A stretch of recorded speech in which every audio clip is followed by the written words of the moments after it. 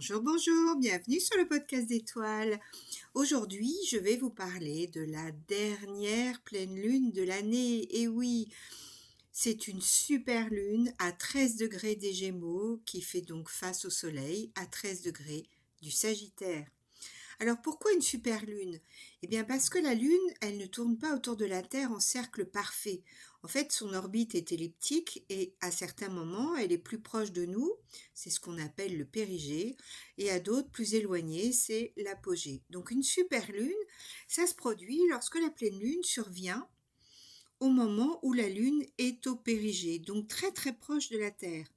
Et donc elle nous apparaît plus grande, plus lumineuse que d'habitude, et ces effets symboliques de marée, d'émotion, d'intuition sont souvent ressentis comme plus intenses. Je suis sûre que vous l'avez déjà remarqué.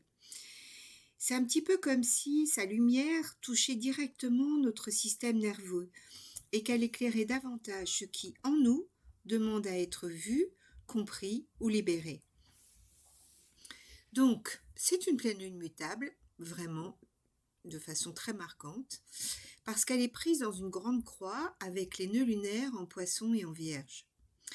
Et en plus, c'est sous le regard de Neptune qui est toujours à 29 degrés des Poissons, à la frontière d'un monde qui se dissout. D'ailleurs, je vous invite à lire ou écouter mes ressentis. J'ai fait un petit podcast et un article sur ce Neptune à 29 degrés qui m'impressionne vraiment.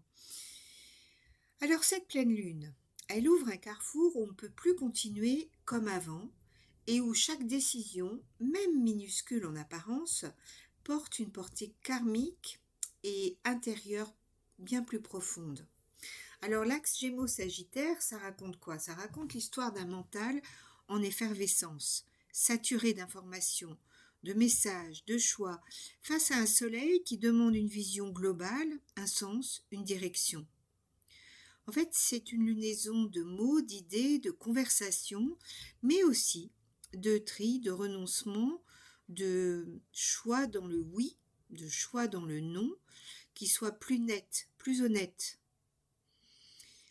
Donc la Lune, elle est à 13 degrés des Gémeaux. Elle éclaire nos pensées, notre besoin de rester mobile, adaptable et réactif. En fait, elle éclaire tout ce qui circule en nous. Les pensées, les questions, les hésitations, les conversations qu'on évite ou que l'on a, les mots qu'on retient, les choix qu'on repousse. Elle met la lumière sur tout ce qui concerne nos communications, nos liens proches, que ce soit les frères, les sœurs, le voisinage, l'entourage immédiat, et aussi sur la manière dont on organise notre quotidien.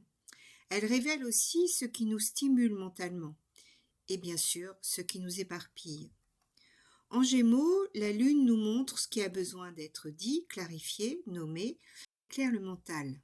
Le Soleil, à 13 degrés du Sagittaire, il est encadré par Vénus d'un côté et Mars de l'autre, qui sont dans le même signe. Lui nous invite à élargir le regard, à replacer ces détails dans une perspective plus vaste, plus philosophique, plus spirituelle aussi. Mais cette opposition Soleil-Lune, cette pleine Lune donc, est prise dans un carré exact aux nœuds lunaires en Poisson et en Vierge. C'est une grande croix mutable. C'est un carrefour énergétique à 4 voies, 4 signes de mouvement, Gémeaux, Vierge, Sagittaire, Poisson. Alors le positif du mutable, c'est la souplesse, c'est la capacité d'adapter, d'apprendre vite, de bouger, de changer de perspective. Ce sont des signes un peu caméléons, vous savez, ils savent s'ajuster, ils savent connecter les idées, ouvrir des portes. Le mutable permet de fluidifier, de dénouer, de rendre les transitions possibles. Mais le négatif, c'est en quelque sorte son revers, c'est la dispersion, c'est trop de mouvements, trop d'options, trop de scénarios. On hésite, on papillonne, on perd le fil. Le mutable, il peut devenir nerveux, instable, incapable de trancher. C'est un mental qui tourne en boucle au lieu d'avancer. Donc le résultat là, c'est qu'il y a des virages à prendre et qu'il semble impossible de rester immobile.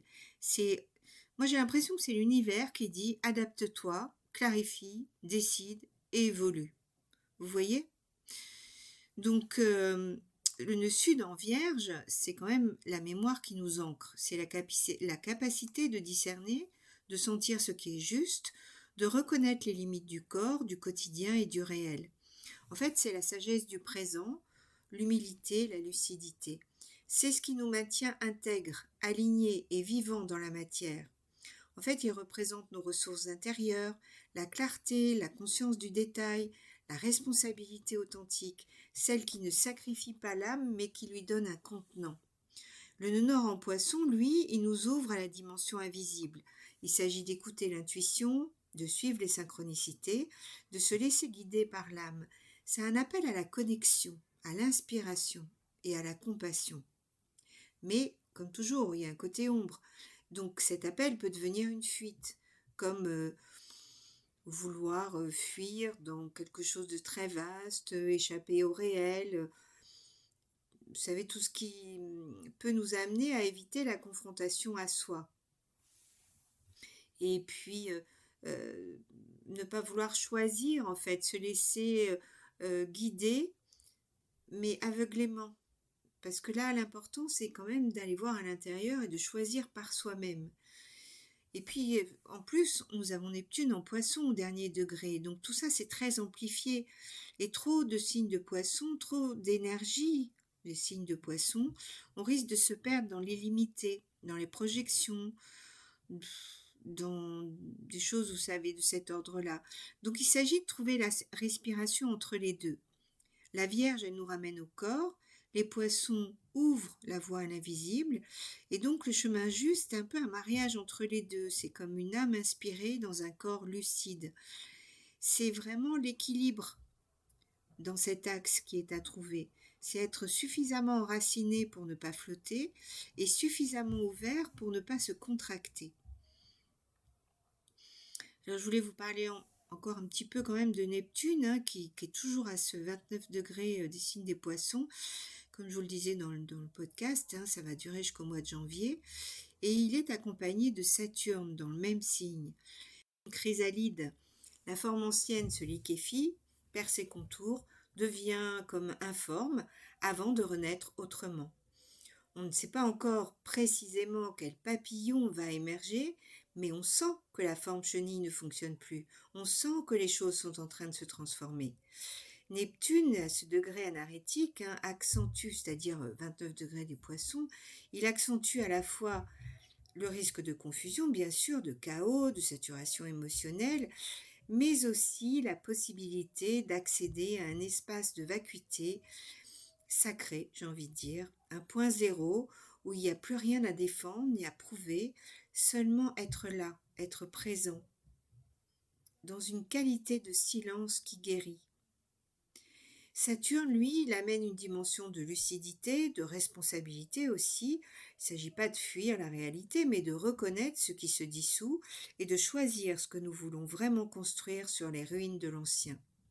On vit une ère de vérité. Ce qui était caché, falsifié, nié, remonte. Les mensonges, les corruptions, les narrations collectives qui ne tiennent plus, eh bien, se fissurent. On les voit. Et cette super pleine lune en Gémeaux, en fait, elle signe des faits, des informations et des réseaux. Elle éclaire cette dynamique de révélation. Parfois, ça peut passer par des biais des crises ou de débordements. On le voit bien quand même. Et Mercure, c'est le maître de cette pleine lune. Et eh bien, il se trouve en Scorpion, à 22 degrés. Il est conjoint à la lune noire moyenne. Il va dans les profondeurs, il fouille, il intensifie, il met le projecteur sur ce qui, en nous, ne veut plus se censurer ni se conformer.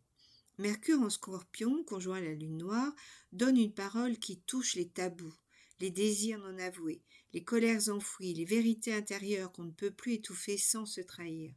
Ce Mercure, il forme un grand trigone d'eau avec Jupiter rétrograde en Cancer et le duo Saturne-Neptune en Poisson.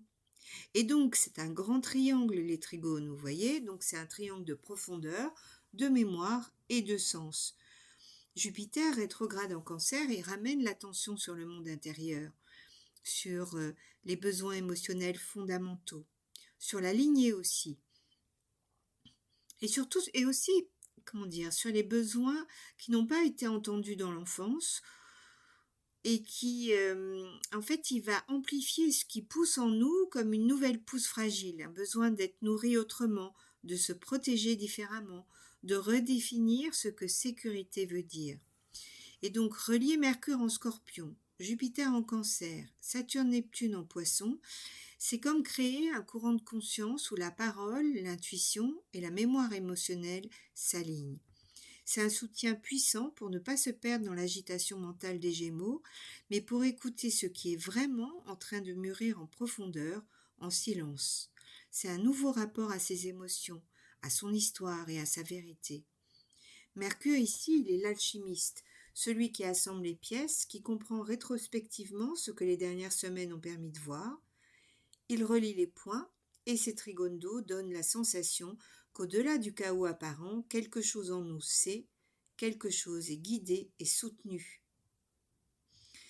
Et puis, je voulais vous parler aussi de Mars, qui se trouve en Sagittaire à 22 degrés, donc en feu mutable. Donc c'est un Mars qui veut bouger, qui veut partir, qui veut explorer, qui veut changer de décor, élargir l'horizon. Il refuse les entraves, les compromis qui enferment, les vérités assénées qui ne résonnent plus. Et cette énergie, elle est très présente dans l'ambiance de la pleine lune, ce besoin de liberté, d'oxygène, d'espace, mais aussi il y a une forme d'impatience, d'agitation, voire de colère devant ce qui paraît étroit ou absurde. Mars est au trigone de Chiron en bélier. Chiron, c'est celui qui déchire un voile pour que la conscience retrouve sa cohérence et son unicité. Ici, Mars reçoit de Chiron un feu d'initiation, le courage d'agir à partir d'une vérité retrouvée, d'assumer une posture plus alignée, plus authentique, même si cela implique de rompre avec des habitudes, des rôles ou des alliances anciennes. Ce même Mars, il est au carré de Saturne en Poisson. Donc c'est la tension entre l'élan de partir et la nécessité de respecter des limites très concrètes. Fatigue, temps, responsabilité, corps. Vous voyez ? Donc Saturne, il nous rappelle que toute aventure doit intégrer le facteur maturité. On ne fuit pas, on choisit. On ne casse pas tout pour être libre. On apprend à bâtir une liberté durable qui respecte aussi le temps du corps et le temps du cœur. Et puis Mars, il est aussi en quinconce à Jupiter en Cancer, donc quinconce, c'est toujours un temps d'ajustement. Et donc les élans d'expansion, de voyage, de nouveaux projets doivent composer avec une vérité plus intime, j'ai envie de dire, ce qui nourrira réellement, ce qui soutiendra l'être dans la durée. Le quinconce, il demande de retoucher le scénario, de renégocier les priorités, de faire évoluer le projet pour qu'il soit en phase avec ce qui a mûri en profondeur. Donc, Mars, Chiron, Saturne, Jupiter, tout ça, ça dessine une dynamique d'éveil très concrète. Agir autrement, oui, mais à partir d'un centre plus vrai, plus aligné et plus respectueux de soi. Et puis on a quand même, je vais vous dire quelques mots d'Uranus, qui poursuit son travail de vérité, de secousse, de libération. Les semaines précédentes, on a vu comment une opposition de Mercure en Scorpion à Uranus pouvait faire remonter des secrets, des scandales, des choses un peu dérangeantes, qu'elles soient sexuelles, financières ou politiques. L'actualité en regorge. Et cette super pleine lune en Gémeaux, elle éclaire encore davantage l'information brute. Ce qui était flou devient plus net, et ce qu'on a cherché à taire commence à se dire. Donc les choix qu'on fait maintenant dans notre façon d'informer, de parler, de travailler, de servir ne sont pas neutres. Ils participent à la transmutation d'anciennes mémoires, de sacrifices, de soumission ou d'abus en quelque chose de plus vrai, plus digne et plus vivant. Et puis il y a une chose quand même, le soleil de cette pleine lune, il est en conjonction serrée avec le grand attracteur. Il y a une anomalie gravitationnelle massive à 14 degrés du Sagittaire. Et vous savez, d'un point de vue astronomique, le grand attracteur, c'est une concentration gigantesque de masse située à environ 250 millions d'années-lumière. Ça fait quand même un sacré espace. Mais le grand attracteur, en fait, il est dans la région de l'amas du Centaure et il, on ne peut pas l'observer directement parce qu'il se situe derrière le plan de la galaxie, hein, ce qu'on appelle la zone d'évitement, et seules ses conséquences sont visibles. C'est comme une force d'aspiration gravitationnelle qui courbe l'espace-temps. Symboliquement, c'est comme si cette pleine lune, elle réalignait notre axe de sens sur un centre plus vaste, au-delà même de ce que l'on peut conceptualiser. Le grand attracteur, il agit comme un aimant de conscience. Il attire les perspectives élargies, les révélations soudaines, les visions qui dépassent notre cadre de pensée habituel. Et donc les personnes qui ont des points sensibles autour de 13 ou 15 degrés Sagittaire peuvent ressentir particulièrement cet appel, voir au-delà des apparences, pressentir des lignes de temps, capter des niveaux de conscience plus élevés. En tout cas, collectivement, ça renforce l'idée que nous ne sommes plus dans un simple ajustement des choses, mais dans une séquence de bascule. Entre 2025 et 2027, c'est vraiment, on le voit dans chaque endroit du thème. Et notre rapport à la vérité, au savoir, à la technologie et au cosmos se transforme très vite. Là s'ajoute la comète 3I Atlas. Alors, je vous en ai déjà parlé, hein, c'est un objet interstellaire. C'est le 3I, ça veut dire que c'est le troisième objet interstellaire et Atlas, c'est le nom du télescope qui l'a détecté.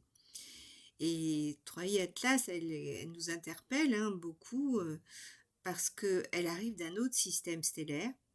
Elle est porteuse d'une signature chimique étrangère à notre système solaire et elle coupe notre ligne orbitale avec une trajectoire hyperbolique, ce qui signifie qu'elle ne reviendra jamais. Elle ne fait que passer, elle ne passera qu'une fois. Et elle sera au plus près de la Terre autour du solstice du Capricorne. D'ailleurs, ça va être intéressant à observer. Et donc, symboliquement, une comète interstellaire, c'est une intrusion d'un ailleurs. C'est un messager d'un autre cosmos, un rappel que notre système solaire lui-même n'est pas isolé. Elle agit comme un signal d'expansion. En fait, c'est un signe d'ouverture, un symbole d'influence extérieure qui vient réveiller nos perceptions. Et son passage près du solstice, qui est quand même un moment clé de l'année, ça accentue un peu cette sensation que nous surfons sur une vague énergétique inédite. Vous voyez, qui exige une conscience accrue. Il y a quelque chose de vraiment inédit. Et donc, si on réunit le Soleil, grand attracteur, et le passage de 3i Atlas, eh bien, je dirais que cette pleine lune, elle s'inscrit vraiment dans quelque chose de beaucoup plus large. C'est un appel à se connecter aux forces qui nous dépassent, à élargir notre vision et à entrer dans une nouvelle ère de compréhension cosmique, plus large encore, et toujours. Donc, sur le plan intérieur, cette pleine lune, elle peut se ressentir comme un mental saturé. Parfois, on va pouvoir sentir ça, comme si on voulait tout comprendre, tout anticiper, tout gérer, tout contrôler. Mais bon, évidemment, ça va s'accompagner du coup par un corps plus fatigué, qui réclame du repos, plus de douceur. Il va y avoir des décisions à prendre, des engagements, des projets aussi pour 2026 bien sûr, et des vérités qui remontent parfois par le biais de rêves, d'intuitions ou alors tout simplement par des conversations. Et donc ce qui serait bien pour accompagner cette énergie, c'est peut-être de se servir de l'activation mentale, c'est-à-dire de cette agitation mentale, de noter, d'écrire, de mettre en mots ce qui tourne en boucle, et puis de se poser, de respirer, parce que le Gémeaux nous parle aussi beaucoup de respiration. C'est important de respirer, de laisser le corps décider. Et puis aussi d'observer où se trouve le 13 degrés des Sagittaires dans votre thème et le 13 degrés des Gémeaux, parce que c'est la maison où l'information arrive, où quelque chose se clarifie, où un choix devient incontournable, surtout le 13 degrés Gémeaux.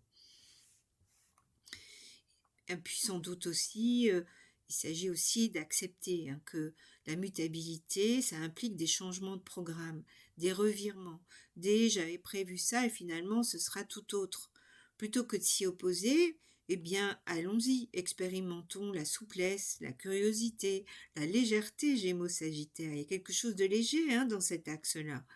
Donc Et en même temps, il faut prendre au sérieux les besoins de l'âme. Donc, des temps de solitude, de méditation, de respiration profonde, de contemplation silencieuse. Écrire un journal de rêve aussi, c'est toujours bien.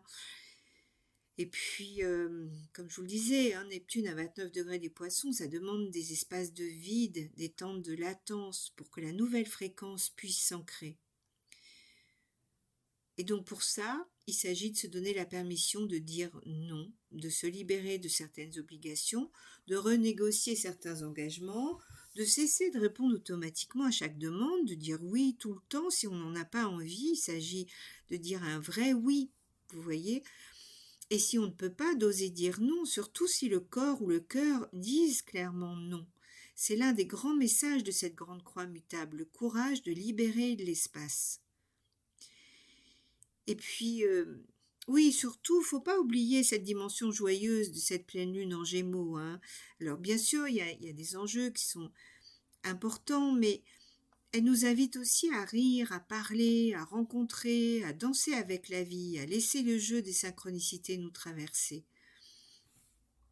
En conclusion, dans la clarté de cette super lune en Gémeaux, il y a quelque chose qui se réorganise en profondeur.